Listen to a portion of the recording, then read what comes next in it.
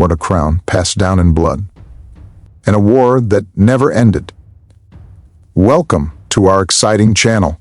Today, we're diving deep into this mysterious riddle and its gripping ending. In the year 800 AD, in the Church of St. Peter in Rome, Charlemagne, the king of the Franks, knelt.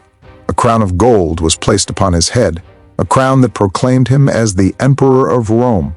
This moment marked a rebirth of empire. Not the ancient Rome, but the Holy Roman Empire, a realm that considered itself the heir of its Christian glory days. However, this empire, despite its illustrious name, was never truly unified. German princes, like chess masters, chose the emperor and held the real power in their hands. In the 13th century, the turbulent House of Hohenstaufen brought the empire to its zenith, but internal rivalries and external assaults, like a fierce storm, shook the foundations of this empire. It was the year 1806. Napoleon Bonaparte, the conqueror of Europe, rode towards the Rhine-Marne wars. He could no longer bear the ancient empire. With a calculated move, he formed the Rhine Confederation tent, an alliance of German states that were under his command. The French emperor, with cold and determined eyes, issued the dissolution of the Holy Roman Empire. Francis II, the last emperor with a pale face, cast the crown to the ground. 1,000 years of history came to an end in a single day. But Germany never rested in peace. After Napoleon's fall, the One German Confederation was formed in 1815, an unsuccessful attempt at unity, until a man of iron emerged, Otto von Bismarck. Bismarck, with his policy of blood and iron, smoothed the path to unity. In 1866, the end 7 weeks war between Prussia and Austria changed the scene. Prussia emerged victorious, and the North German Confederation was born. 4 years later, in the Hall of Mirrors at Versailles Palace, Wilhelm II was crowned as Roman Emperor's German Emperor. The Proto-German Empire, the Second Reich, was born. However, this empire also did not remain stable. World War I dragged Germany towards destruction.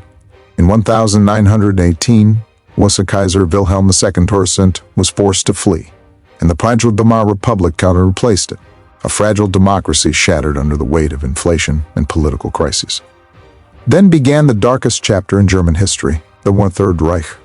Hitler, with enticing promises, led Germany into World War II, but this time, the defeat was final. In 1945, Germany was divided into 4 parts, and the Berlin Wall became a symbol of separation between East and West. It was 1989. The people of East Berlin could no longer bear the wall. With the cry of "Und we are one nation," they stormed towards the wall. Hammers came down on concrete, and after 45 years, Germany reunited. Today, Germany, learning from its tumultuous history, stands as the most powerful economy in Europe, a symbol of democracy and peace. But do the spirits of Charlemagne, or Bismarck, and even Hitler still whisper in some corner of this land? It was winter 1945. Berlin, a ruined city smelling of gunpowder and ashes, was now divided among the 4 superpowers. General Eisenhower walked in the American sector, while soldiers of the Red Army in the east raised flags of hammer and sickle over half-burned buildings. Hitler had committed suicide in his bunker a week earlier. People crawled out from the basements with gray faces, some still trying to hide their Nazi uniforms in a hurry. In Nuremberg, Hermann Goering and 21 other Nazi leaders appeared at the War Crimes Tribunal. Outside the courthouse, German women stood in line with empty baskets waiting for bread.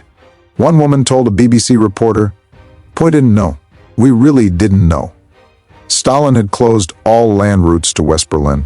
People survived on 1,200 calories a day. In response, the United States conducted 278,000 airlifts over 11 months, delivering packages containing flour, powdered milk, and chocolate for children. One pilot wrote, "When the children called my name on the packages, I cried." In the West, federal Germany, with a new mark and democracy, led by Konrad Adenauer. In the East German Democratic Republic, with the secret police, Stasi, a terrifying machine that even kept the smell of dissidents in jars. One spy for every 66 people.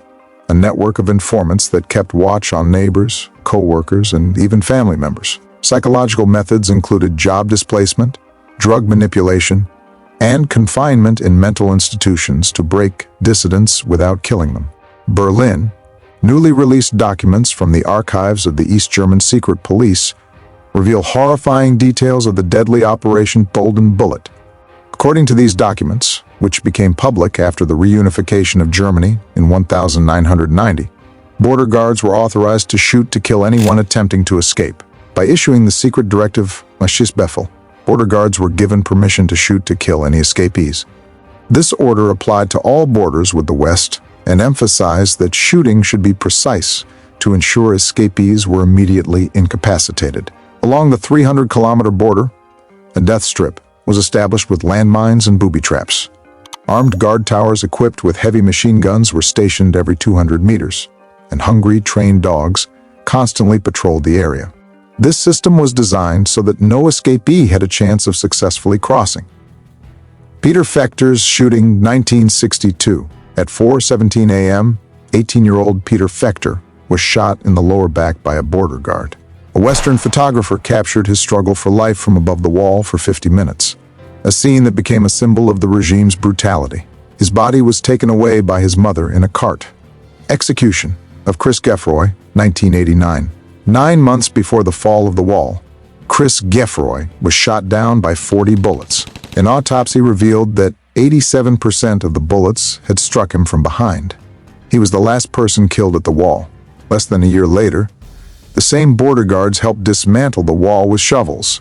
In 1992, a special court in a united Germany sentenced 17 high-ranking Stasi and border guard commanders to life imprisonment for crimes against humanity.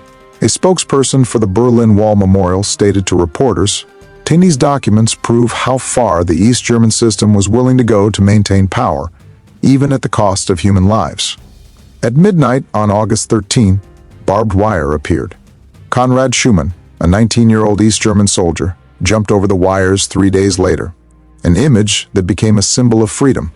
On November 9, 1989, a mistake by a communist official declared, "End travel is free." Thousands rushed to the wall. A construction worker shouted with a hammer, "This blow is for my father, who was shot in 1961.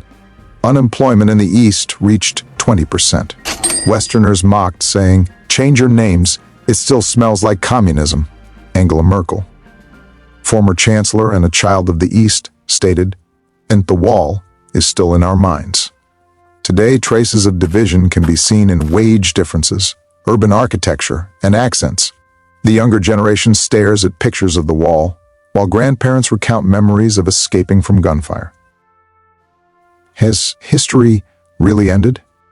Perhaps the physical wall has collapsed, but the invisible walls of distrust, built from Stasi memories and the pains of division, still stand. Stay tuned for captivating upcoming videos.